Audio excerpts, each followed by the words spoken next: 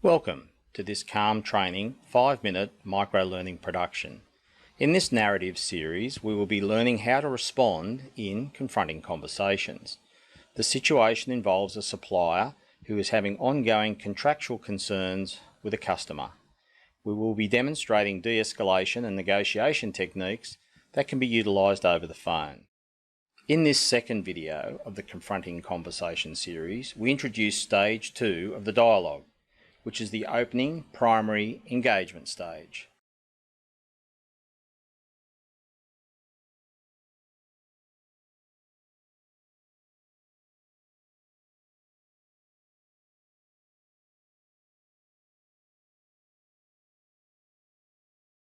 A warning: this audio does contain explicit language as a means of demonstrating real issues. As a supplier, mate, I need to know. I've got a business to take care of and I've got debts to repay. I've got staff relying upon wages and I've got my family to consider and they've got their family too. Now I've got a right to know, mate. Doesn't that mean anything to you? You know, you've stuffed me around enough. It's just stuffing me around. Fuck's sake.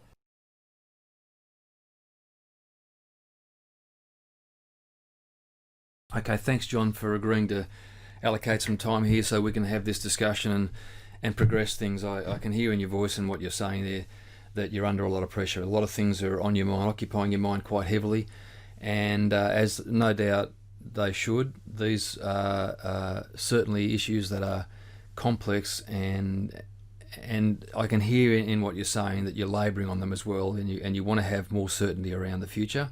I'm sure if I was in your situation I'd be feeling exactly the same way.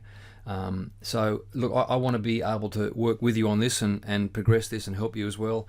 And I guess my thoughts at this point are, at the end of this call, can we get to a point where there's something happening here, and as much as we can, something happening here that's better than where we started. You know, so you're looking for some answers here. You've asked some questions that you want some clear and direct answers on, and I'm relating to that too.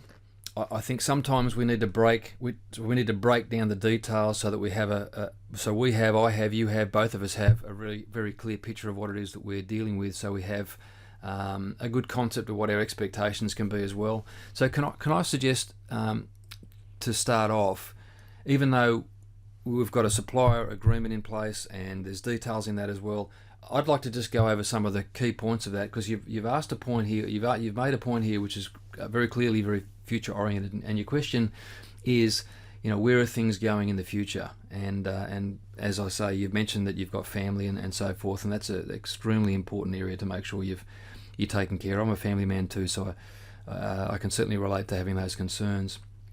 So it would be helpful, I think, to just clarify what your expectations are in terms of the arrangement going forward. I know we've got this contract in place, and as you mentioned, there are some things currently on pause.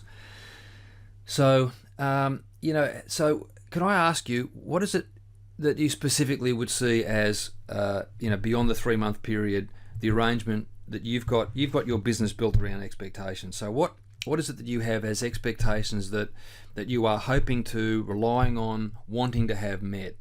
Let me get a picture of those. I'd like to make some notes and jot those down.